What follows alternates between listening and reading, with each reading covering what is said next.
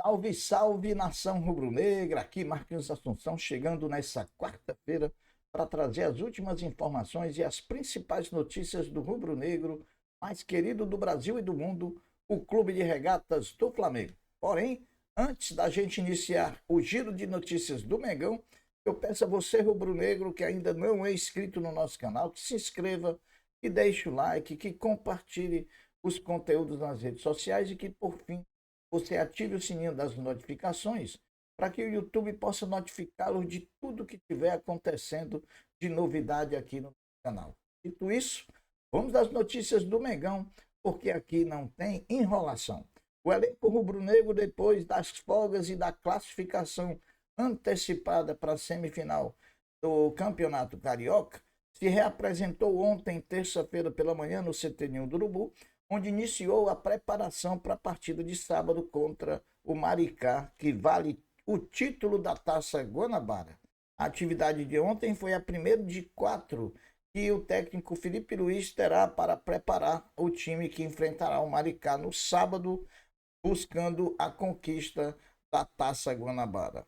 Olhem como o controle de cargas e de minutagem que o Flamengo está fazendo nessa pré-temporada é importante, pois o rubro-negro é o único clube a ter nenhum jogador com mais de 600 minutos no estadual. O jogador Everton Araújo é o que mais jogou no time elenco que começou depois a competição. Ele tem 388 minutos de minutagem. Sobre o treinamento de ontem, na reapresentação do elenco, iniciando a preparação para a partida decisiva contra o Maricá, a grande novidade foi o lateral esquerdo Ayrton Lucas, treinando com o grupo novamente, participando apenas de uma parte da atividade. O lateral tem muita chance de ser relacionado para sábado contra o Maricá. Outro nome que tinha expectativa de volta era o centroavante Juninho, atacante diagnosticado com um edema muscular na coxa direita após o clássico contra o Botafogo. Ontem, terça-feira, Juninho não treinou com o grupo. Sua evolução na semana decidirá se o jogador será relacionado ou não para enfrentar o Maricá no próximo sábado. O elenco do Flamengo volta a treinar hoje, quarta-feira, daqui a pouquinho, também pela manhã, a partir das 9h30 da manhã, onde Felipe Luiz priorizará as partes táticas e técnicas da equipe. O Flamengo informou através de sua comunicação que na quinta-feira, pela manhã, após o treinamento, o zagueiro Léo Ortiz falará em entrevista coletiva a toda a imprensa. Após negociação frustrada com o CSKA da Rússia, o meio-atacante Lohan voltou a treinar com o sub-20 do Flamengo na manhã de ontem, terça-feira. Apesar de estar treinando com o sub-20, Lohan está fora da Libertadores da categoria, visto que a lista inicial dos jovens atletas inscritos já foi enviada à Conmebol e Lohan não aparece entre os inscritos, até porque estava negociando uma saída do clube com o CSKA da Rússia. O regulamento da Libertadores Sub-20 só prevê substituição de algum nome que esteja nessa lista em caso de lesão ou de alguma enfermidade. Veja, portanto, a lista dos jogadores do Flamengo que estão inscritos na Libertadores Sub-20, uma lista que é muito boa. Os goleiros são Lucas Furtado e Caio Baroni. Os laterais Daniel Salles, Carbone, Antônio Silva e Gustavo. Os zagueiros Iago, que acabou de ser campeão sul-americano pela seleção brasileira, da Mata e Felipe Vieira. Volantes Ryan Lucas, Pablo Lúcio, Fabiano Henrique e João Alves. Meias Guilherme e Joshua. E os atacantes Felipe Tereza,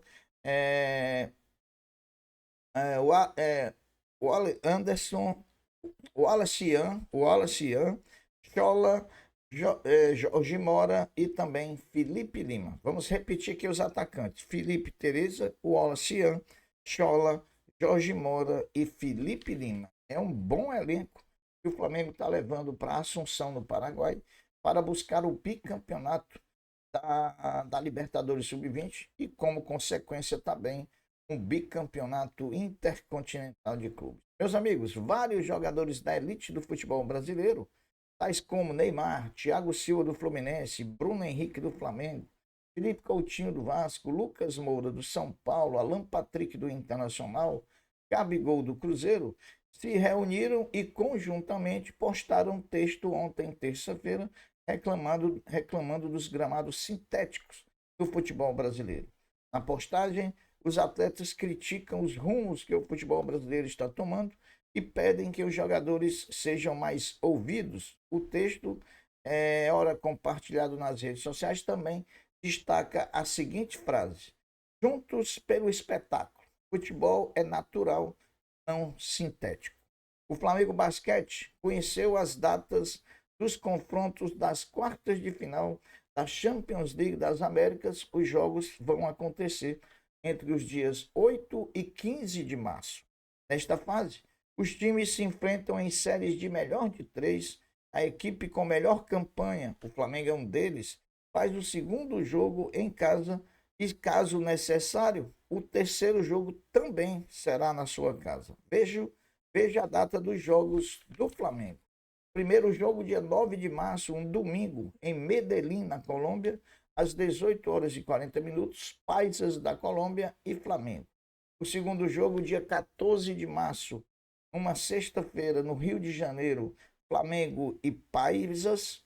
E no terceiro jogo, no dia 15 de março, se for necessário ter o terceiro jogo, também no Rio de Janeiro, Flamengo e Paisa. Né? Os 4 classificados após as quartas de final da Champions League das Américas se enfrentarão no Final Four, previsto para acontecer no mês de abril. As semifinais, a decisão do terceiro lugar e a final serão jogadas em partidas únicas na mesma sede, local ainda a ser definido. Mais uma notícia do basquete. Lembram daquela confusão na semifinal entre Flamengo e Vasco da Copa Super 8? Uma confusão envolvendo o pivô Taya Galizzi do Flamengo e outros jogadores do Vasco. Portanto, o julgamento daquele episódio no STJD aconteceu ontem e o pivô rubro-negro Taya Galizzi pegou 3 jogos de suspensão. Como ele já cumpriu um, ele vai ficar fora dos próximos 2 jogos do Flamengo na NBB 2024-25 contra Pato Basquete e União Corinthians. O boletim financeiro de Flamengo 2, Vasco da Gama 0, do último sábado, que teve uma renda bruta de R$ 2.491.377,50 e despesas de R$ 1.724.488,03, restou de lucro tanto a Flamengo quanto a Vasco da Gama o valor de R$ 371.954,17. Nessa aqui o Vasco lucrou, né? Porque tinha muito pouco torcedor do Vasco e a ampla maioria de torcedores era do Flamengo. O Flamengo ajudando o Vasco aí um pouquinho.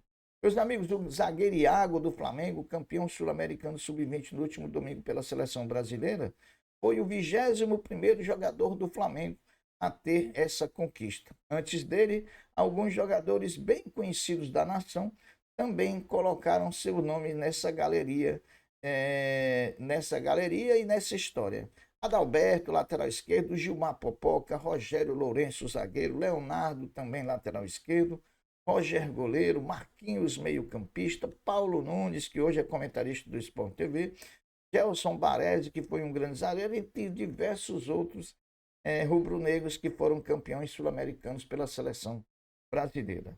O Flamengo paralisa nesse momento qualquer conversa que envolva apenas valorização salarial a qualquer jogador do elenco rubro-negro.